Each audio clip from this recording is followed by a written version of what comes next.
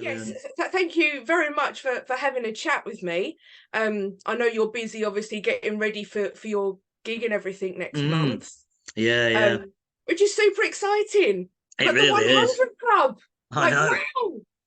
wow, I know. Well, I thought if you're gonna do it, let's do it. yeah, it's such a legendary place as well Yeah, on Oxford Street, and wow, I know. And it's been there for so long as well. I don't know if you've checked out the history of it, but it's been there since like the jazz days. yeah, Yeah, yeah, amazing. it's been the place in London for a long time, hasn't it? If you're going to play anywhere, Mm. And I mean, just it's not. everybody's played there, haven't they? Yeah, I mean, it's not a massive venue, but I No. think that sometimes helps. Yeah, yeah, If it's a smaller venue, you get more of a good vibe with the band and everything, don't you? So definitely. Yeah, good. That is all good. And you've got your new album out now, haven't you? yeah, yeah, That's yeah, going well. yeah. That was an elation to get that out. when, Did it take a when I while? first started on working on it with Danny, we hadn't seen each other for many years, and I used to manage his band back in the 90s, All and right. he didn't really know I wrote because I wasn't sort of projecting music at the time. I was projecting management, and we met up. Unfortunately, at the funeral of the bass player from the band, and I just began thinking about him because he's an amazing guitarist. His The band was like funk metal ragga, All right. totally different than what I do. But I just thought, you know what, that'd bring something really fresh to the table. I'm going to ask him if he fancies collaborating on it. And without any hesitation, it's like, yep, yeah, I'm up for that. But then So, when I went, I didn't realize he's got a little studio in his house, which we did all the demos at. And we were getting close to sort of an album's worth of material, and he's like, "Well, we're nearly there, aren't we?" I said, "No, no, it's gonna be a triple album." He's like, "What?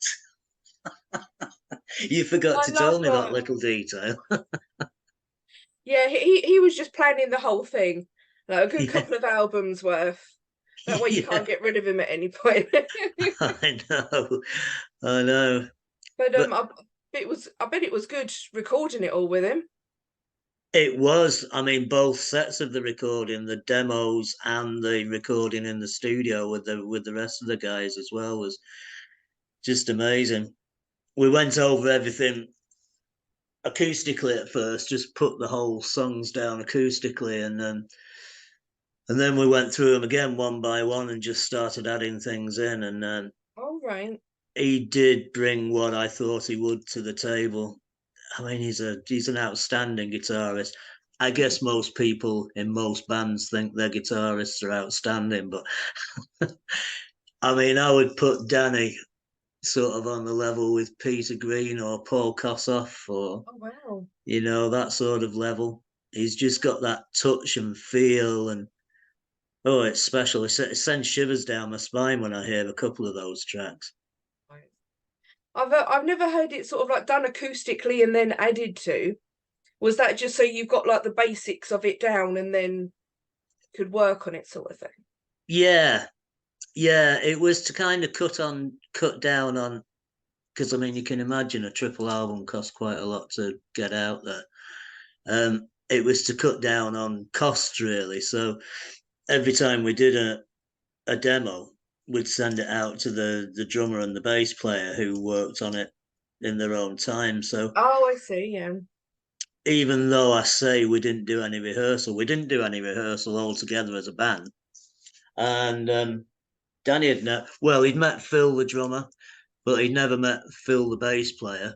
I didn't really know Phil the bass player. He came as a recommendation from Phil the drummer, but I just totally had faith that if he's recommended him, he's going to be good. Yeah. So and the bass player had never met Danny, obviously. When the brass guys came in, I'd never met the brass guys, and they knew Danny.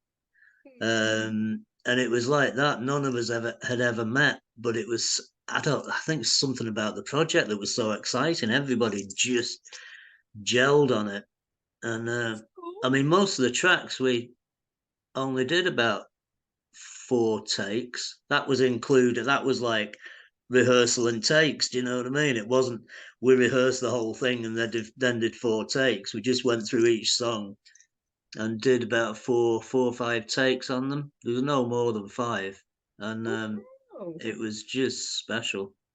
So you all had a great connection, although you didn't. Well, you sort of like knew people, but then all came together, sort of thing, and Yeah, that's really good. yeah, yeah. I like the sound of that. It just shows how easy it is to all gel and then Mm. make something like If you're that. all on the same sort of mindset with it, yeah, Yeah, of just to make good music of the genre that it's in.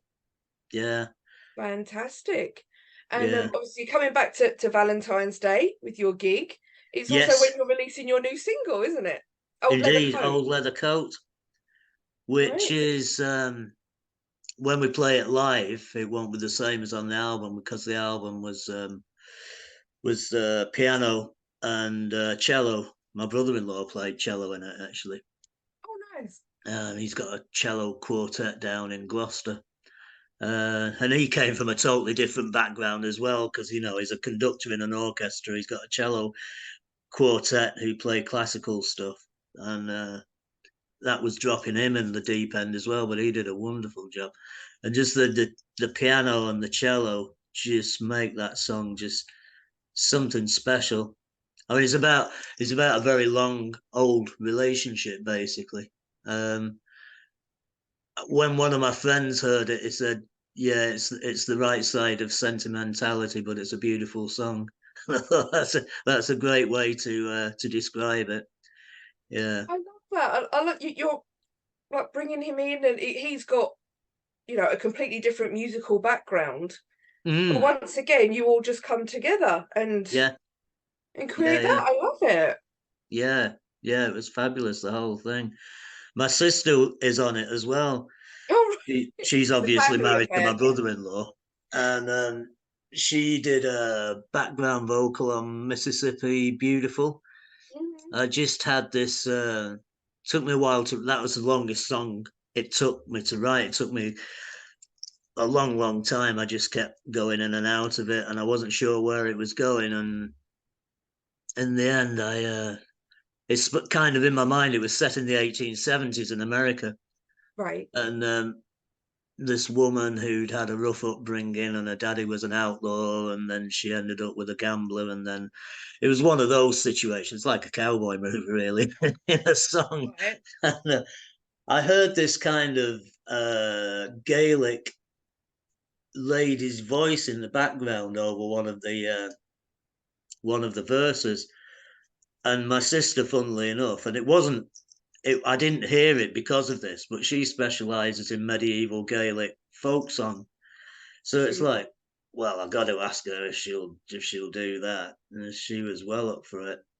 So yeah, at the end of the song, it kind of all turns out that it's the fiddle player narrating the song, and he's fallen in love with her because she's singing in a bar at the time. So, but she did a really nice job on that, and she plays some flute as well on Late September Night. And again, she's from a totally different background. It was just nice. It just shows, doesn't it? Yeah, and it It must have been shows you quite don't have nice to have working the with same family. genre. No, you don't. You can come from any background and make something. Yeah. Um, I mean, not very often it's good, but in your case, it's come out quite beautifully. Yeah, yeah, yeah. I was kind of amazed how it all fell together, and everybody was so pleased with it. Was it nice working with your sister as well? Sort of like making it a family thing. It was nice, yeah, yeah. I never imagined ever that I'd work with her because she was so, we're so poles apart musically. Hmm. Not friendly, but musically. Yeah. So I'd never really considered it. Um, but yeah, it was nice. It was really nice for her to be on it, and it was nice for my brother-in-law to be on it as well. Yeah. Yeah, That's it. So there was lots of people you'd never really worked with before all getting together for it. yeah, yeah. It's a good thing it came out so well, doesn't I it? know, I know. It was a real hit and miss situation. If it hadn't have worked, it wouldn't work. If that Yeah. makes sense to you, it would have been the opposite of what happened. if it hadn't have worked. It would have been a disaster, but it was kind of the opposite of a disaster. Yeah, it worked out very well. That's cool. Yeah. So, what should everyone expect at your gig next month on Valentine's Day? Well, the album's called Country Rock and Roll and Dirty Blues, so that's what we'll be delivering. That's exactly it. Yeah, yeah. But we're going to start off with a bit of rock and roll instead of country. Oh, right, okay. Yeah, just bang straight in with a two or three Nice. songs, just machine gun the audience with a bit of rock and roll. Get them Bring it, going. yeah, yeah, absolutely. Bring it down a little with some country, and then down another step with some sort of folky blues, and then just start building it up and up and up, back to the rock and roll at the end. Yeah, Cool. and I've got one definite support, Peter Kasanovich. He's a young guy, actually. He's, well, I say young. He's young to me. He's sort of mid to late 20s. And he's Oh, done 3 albums up to now.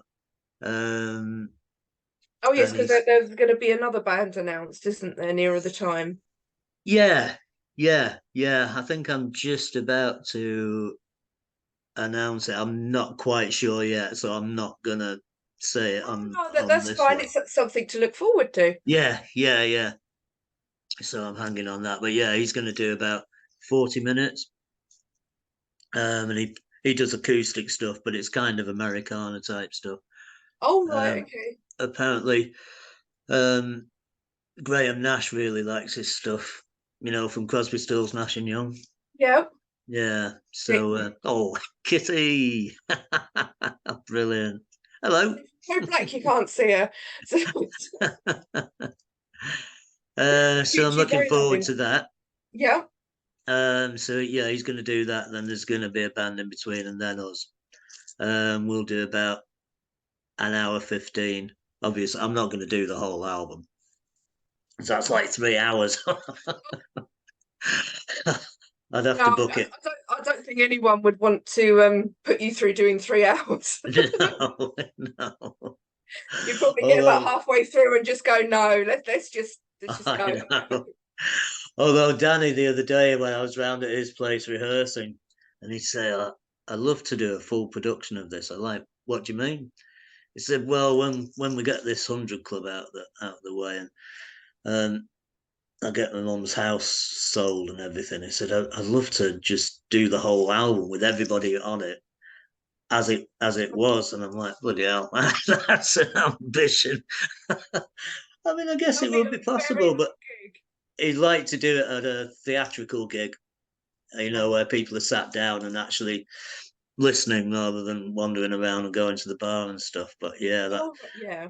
it's possible. I mean, It is.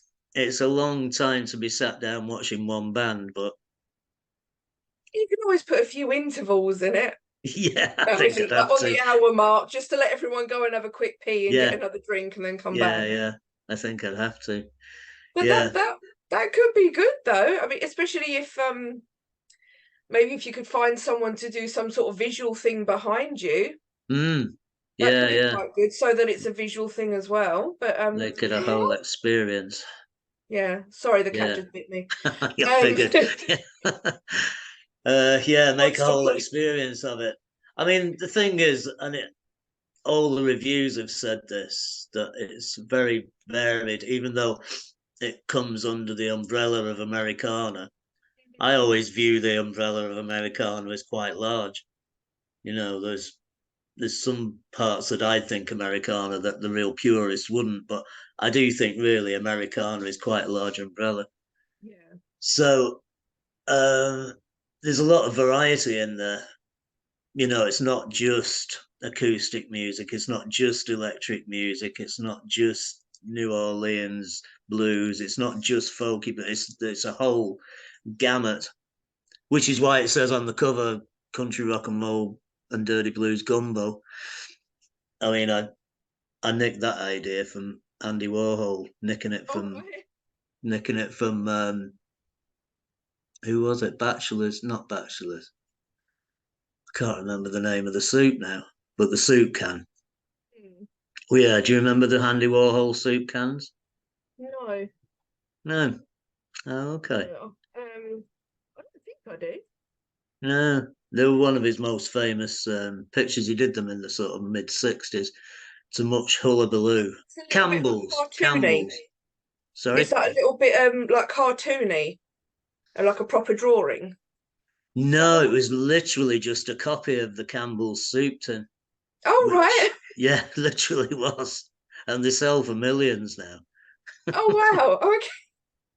Yeah, yeah, That's it's brilliant. incredible to think that they were like screen prints, but Oh right.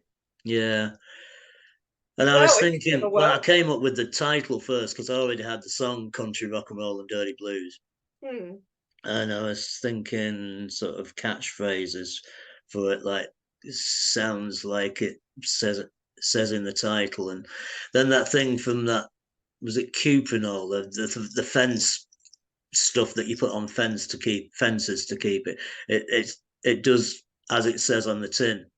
Oh yeah, yeah, yeah. Yeah, yeah. So that sprung into my mind from sounds like it says in the title to does what it says on the tin, and I'm thinking tin. Oh yeah, I could do a tin. Campbell's soup tin. It was one of those, one idea after another in a short space of time. So Yeah. that's how that came together. Nice. I like that. You just think of one thing and then it connects to something else. And, Yeah, oh yeah. Oh yeah. yeah, yeah. That's right.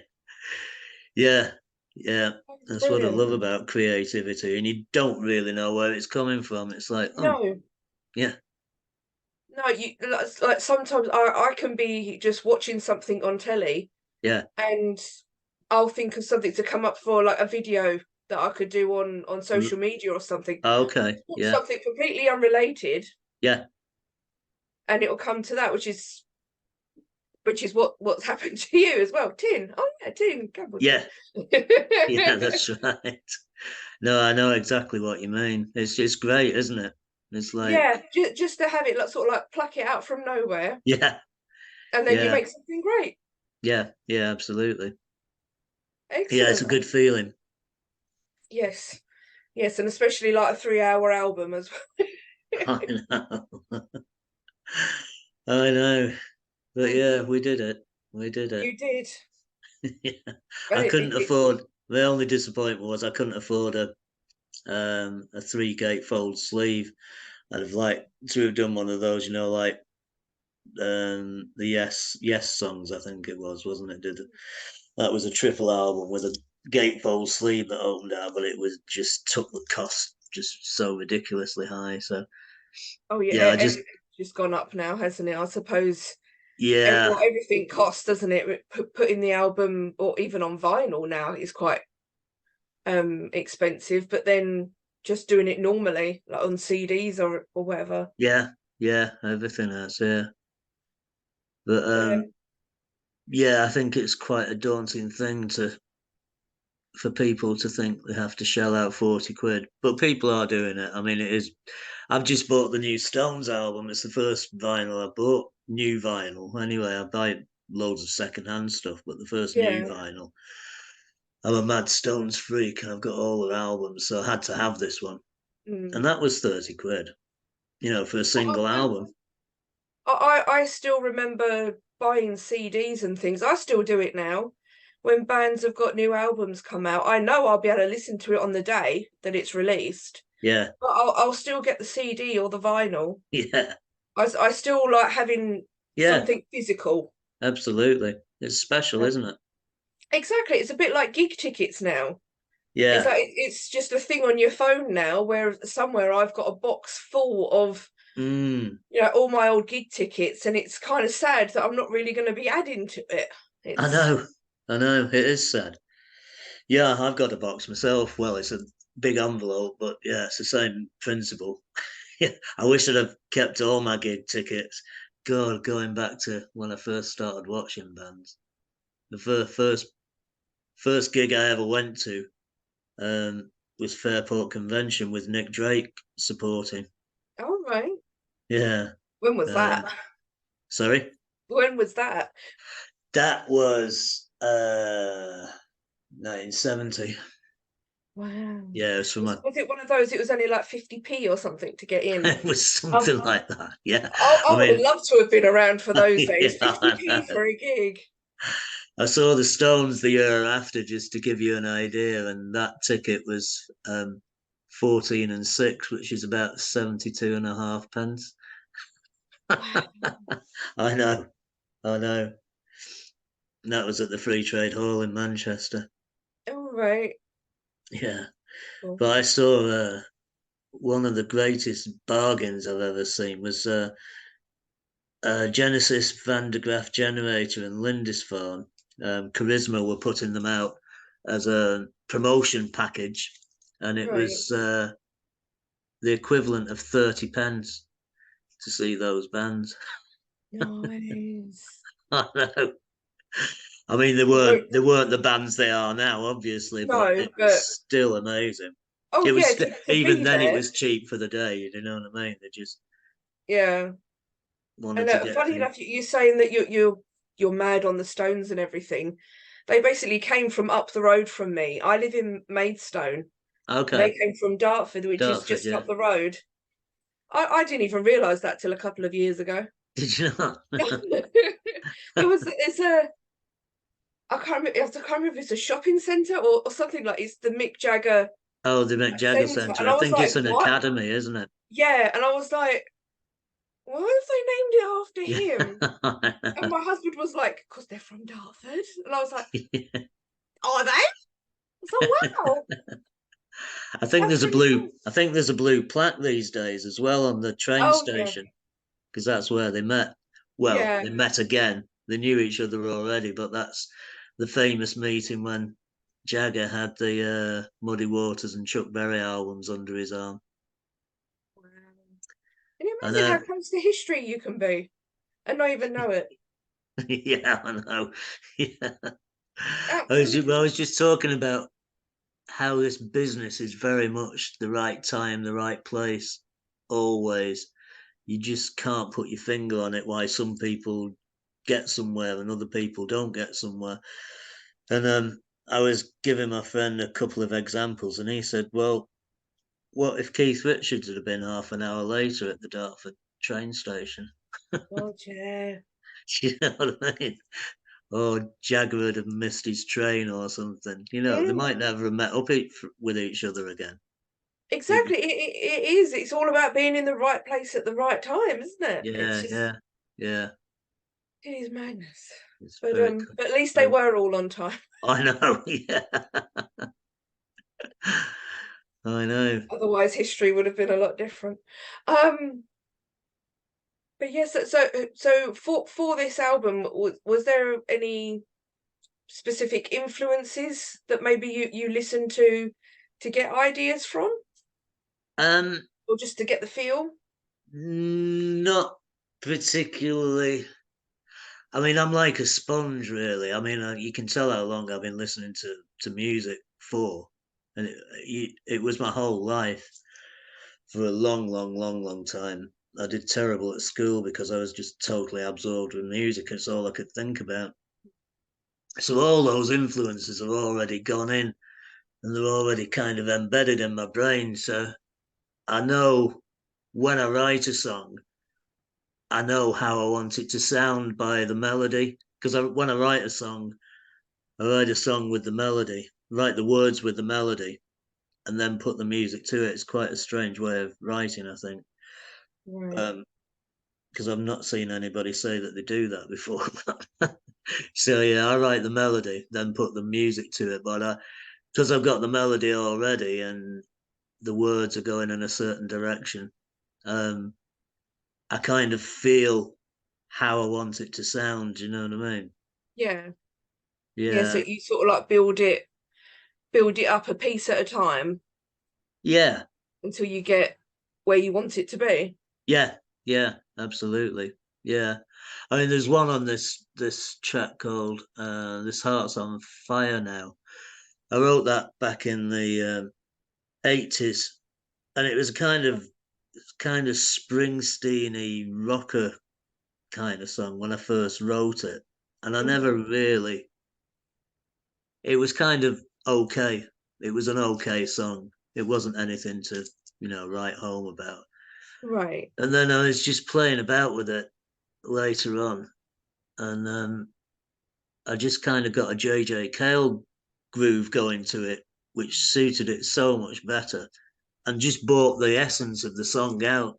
This Right. laid back sort of feel that JJ Cale always has. And yeah, it's nice. A few things have happened like that. I mean, some of these songs do go back a long way. I didn't write them all overnight. I didn't write 36 songs overnight, but I have got the reason I wanted to do a triple album was because I've got so many songs. I've Mm. never stopped writing. I started in 76 and I've never stopped. I always write in old diaries, the A5 page a day Oh diaries. yeah, yeah.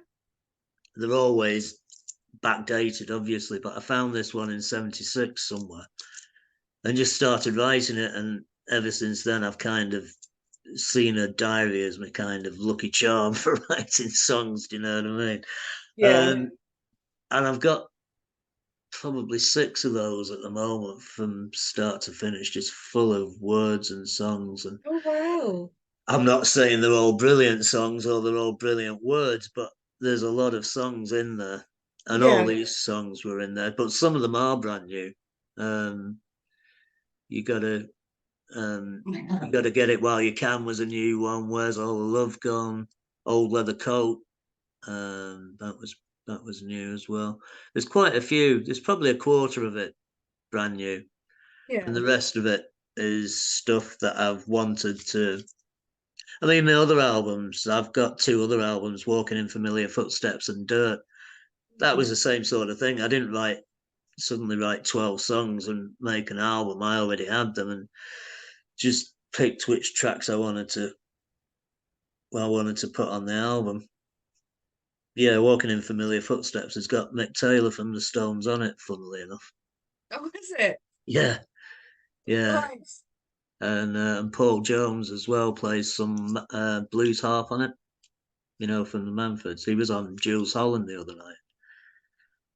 Well, at least it's songs that you haven't just forgotten about. You've got your notebooks out again and Yeah, well, I given think them that's another the go beauty over. about this kind of music. I don't think it really dates. I think, if I'd have been playing 80s synth pop and decided to make a triple album of that, I think I think the reviews might have been a bit different. But because it is of that whole Americana thing, I don't think it dates. I think people are writing stuff because it's a genre, isn't it? People are writing stuff like that now that were writing, like Ry Cooder and the band were writing in the sort of late 60s. And Yeah. yeah, I don't think it ever dates. It took me a long while to realize that, actually. And I always thought, oh God, I've written all these songs, but they're going to be like out of fashion. Well, it's never been in fashion. It's never been in fashion to go out. So it did take me a Sort of. while to realize that. No, I think there's always fans of it, but there's always the newer music that gets shoved in everyone's faces, I know. and then it's sort of like, and then the stuff that they might think is older. Just I don't know that there's some of the old stuff is still pretty good, even if it just sounds like the old stuff. Yeah, yeah. Yeah, I've always avoided stuff that's been kind of shoved in my face. I never Mm. liked pop music, like the top 20. I never ever liked it, even as a Oh kid. right. Um, because I was liking the Stones since about 7 years old, and that was like, oh, touched something deep down inside of me, the second album. And I've just gone along that path, and I've discovered Janis Joplin, and I've got an older sister, not the one that's on the album, an older one who had albums like The Rock Machine Turns You On. They were like samplers at the time.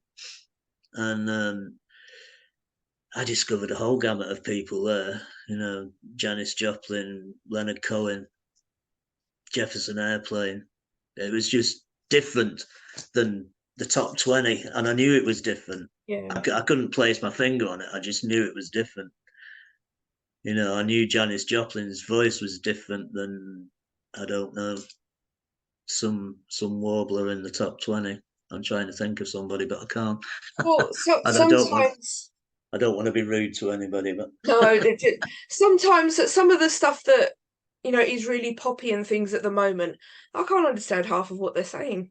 no, Um, or it's just the same line over and over I again, know it's weird, and isn't it? it's yeah, and it's sort of like because I was brought up on country music, Okay. Oh, that's so interesting. Garth Brooks, Willie Nelson, or Yeah. people like that. I still listen to. Sorry, the dogs come up now as well. Um, Oh, Funny, shut up. Lynn's doing a Um, good job of keeping mine upstairs. That's great. I thought he was downstairs with my husband, but he's managed to come upstairs. Yeah. Lucky enough, he's only little, so he'll be fine. Um, yeah, so because my mum and dad also ran a country music club, Okay. so I've always had an appreciation for a band, I think I read that actually. Yeah.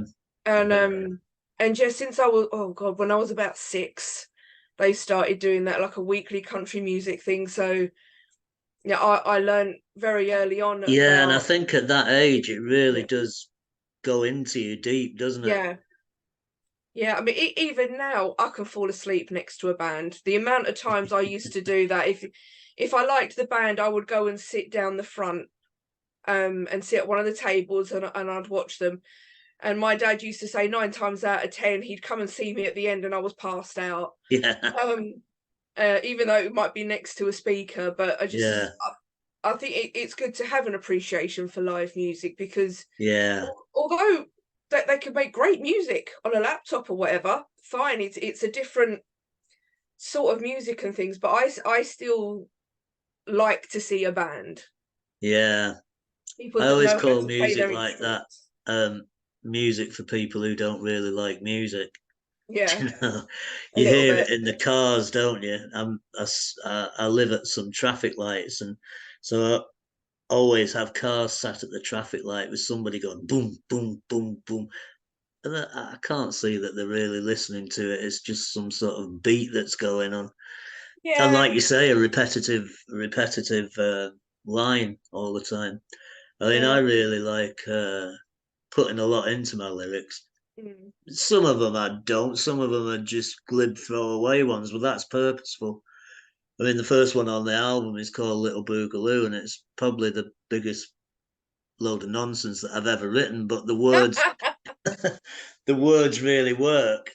They're not just nonsense for nonsense sake. They're nonsense because it kind of like Mark Bolan used to do. I mean, his songs were pretty stupid if you broke them down, but the way he used words and the interplay between them, it's that kind of thing. But generally, I'll delve deep and write something that means something. Yeah. Yeah, I've been writing words longer than I started writing poems and stuff when I was 12 and probably didn't start um, playing guitar till I was 17. All So, right. um, and then I was still learning. So, and then I put the two together. So, yeah, I've always written words with a passion. I love words. I mean, Dylan's one of my favorite wordy persons, if that's what you call them, Wordy. lyricists. Yeah, that's the word. Lyricist, yeah. Yeah, They're wordy. yeah, yeah. Um, yeah, I just love Dylan. But there's a whole gamut of people out there that I love. But I must say, if I listen to a song and it is either repetitive or it's soppy or it's just stupid beyond belief, I just can't entertain it. Yeah. I mean, Yeah, I mean, well, I listen to a lot of different types of music, obviously, because when as I got older, I did listen to some pop stuff. right. But then I also sort of like leaned. I always wondered why there was never any bands when it was pop music, there was never really any bands. It was just like 4 or 5 guys, you Yeah, know. And although they sounded okay, I was still like, do they even play instruments? yeah, yeah, Do they? yeah, What part do they have in this other than standing there and dancing around? and Um, singing, yeah, and I did end up sort of like going back to bands.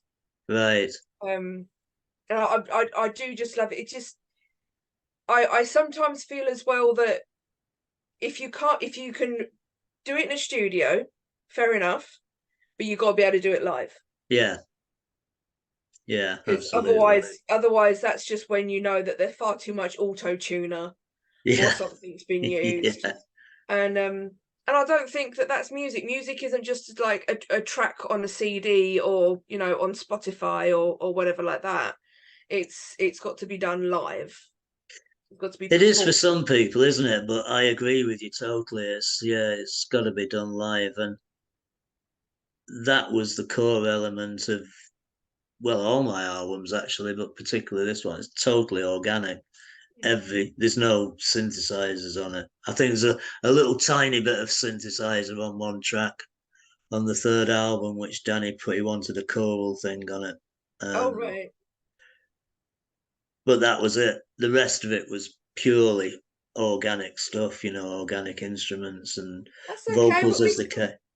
We can let you off one track. It's okay. Yeah, I figured. Yeah, One yeah. is fine. No more. One. But yeah, I mean, even the vocals were live vocals on it. I didn't do which is what most people do. They'll do the track and then put the vocal on top. Yeah. The engineer we had was amazing, a guy called Gaz Dupes, and he was just so into his technique, and he didn't have any baffles or anything. It's the first time I've ever played with a band in a studio that didn't have any baffles, even around the drums, and it was the way he had the mics positioned and the length between them all. He'd come out with his tape measure, and I'm like, this is a guy who knows what he's doing. Yeah. So even that was all organic. Do you know what I mean? It was just very special, and it's an old barn in Cheshire. Goes back to the 17th century or something. Really high roof. So you can imagine the acoustics in there. I think you can Must be really hear the lovely. acoustics of the room Yeah. on the more acoustic songs. Yeah. Yeah, Wow. Oh yeah, yeah, I bet that was lovely. it really was. It really was. And we were all so buzzed up. I mean, we went in there and Gaz, the engineer, he kind of looked at us. None of Mm. us are young. Danny's the youngest, but he admitted later on, and so did the studio owner, that they just didn't think we had a cat in hell's chance of achieving what we wanted to achieve. Oh, right, so you proved them wrong then. Yeah, yeah, big time. And there was Big one time. point. There was one point. I mean, we did all the tracks live in 8 days. Wow. I know, and we did a few overdubs after that. Not Did you many, but sleep? well, we were doing 8-hour days, and that was something totally foreign to me as well. I'd never done like 8-hour days. It's like things have changed, haven't they, with with Mm. work ethics and all that. And I'm like, you serious? 8 hours? But yeah, there was one point. I think it was around about the Thursday because we were losing the drummer. He had to go away at the weekend, Oh right. and I was thinking, right, if we don't get all these tracks down, what do I miss out? And I selected 2 tracks to Fine. leave out, but I didn't have to in the end. We just did them, and we were all so buzzed up doing it. It was just amazing. Yeah. Oh no, that was lucky then. That was good. It Didn't have to was. pick. So I you were know. well prepared, but it was okay in the end anyway. Yeah, yeah, yeah, yeah. But yeah, there's a track called Saucier Man, which the brass section played on. Mr. Wilson's second liners, they're called, because they do a lot of depth work, so they're in the sort of second liners. They're a great band. They do New Orleans versions of dance songs. I mean, I wouldn't be able to hum you one because I don't know any dance songs, but they go all over Europe with it and constantly working. They're amazing players, and like I say, I haven't met them. And Phil, the drummer, who'd been on for 99% of the stuff, had gone because I wanted Howard from these guys to play the drums because he knew that sort of New Orleans feel.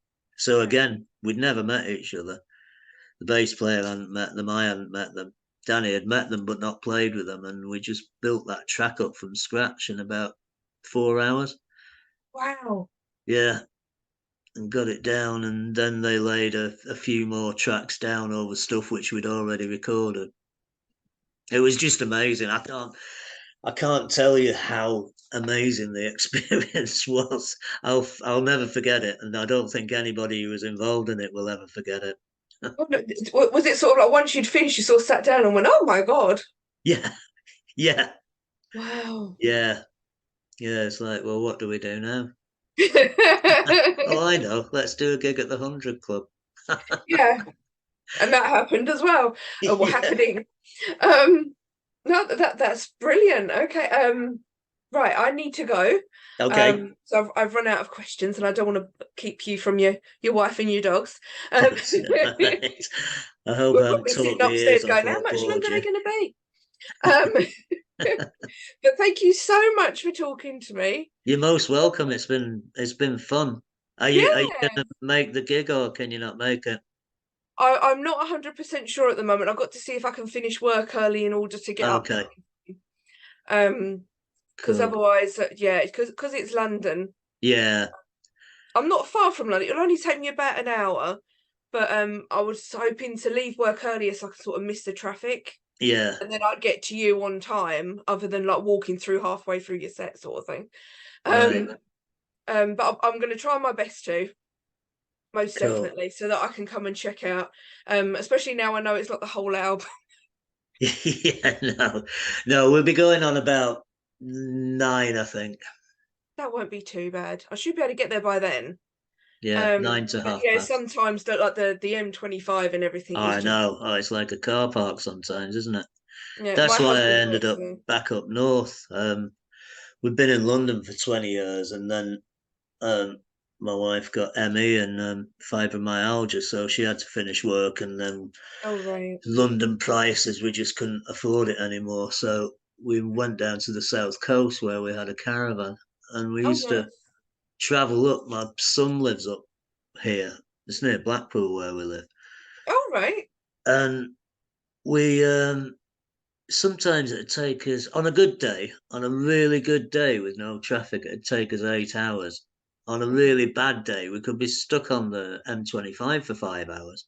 And it Yeah. was all motorway, it was the A21, M25, M40, you know, M6 or whatever it is. And it was just Yeah. all motorway.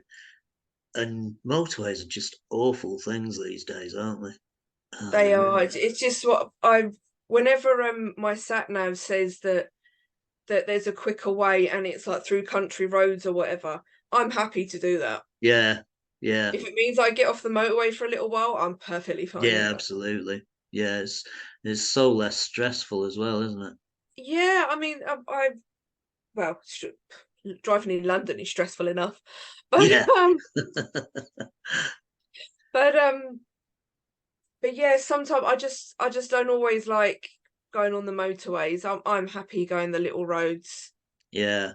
because although motorways are nice and straight and supposedly get you there quicker, there's also lots of dicks that drive on the Oh, motorway. there's an amazing amount of them, isn't there? Yeah, Yeah. They're they just don't so make it any concerned. better. No, they're so concerned with time and not life. Yeah, And there's so many people have died because they've took stupid chances to get somewhere 3 minutes earlier. yeah. Oh, yeah, yeah, Not. yeah. Some of the cars that have pulled out on me before, and it's like Yeah. split second. Yeah, you really have to have your wits about you. Yeah, we've got a motorhome and we've vowed not to go on motorways with it. We'll just trundle along the country lanes Yeah. quite happily. Well, if you're not in a rush, it doesn't matter, does it? No, no, it really doesn't. I won't be coming in that to London though. They won't let me in. I was about to say it might save you on a hotel. Yeah, yeah. Oh, we're going to be rock and roll about it and go home the same night. So Oh right. Oh, okay. No, I may. You're yeah, not going to get home till like early hours of the morning then. no. I think I should just get back in time to take the dogs out for the morning walk. I'm looking forward to it though. Yeah, It should be good. The it's gonna be tickets are good. going pretty well actually. Um, Oh yeah, because it's with a free event, isn't it? it is, but with people like you giving it that extra push, which is really appreciated. That's all right. Um, That's good. I'm yeah, glad. yeah, I'm it's a glad it's free event. worked. Yeah, and I've been pushing it on. I'm on a load of Americana type groups on Facebook, so I've been pushing it on there, and that seems to be working as well. There's quite a lot of people got tickets that I don't know, which is great. Yeah. Oh, it's always good when someone sort of discovers you. I mean, it's a free event. I mean, to be fair, there are a lot of people who may not have someone on Valentine's Day, and they just want to Yeah, go and stand in a room full of people appreciating good music. I know. Maybe they'll find someone. Yeah, Wouldn't that be exactly. nice?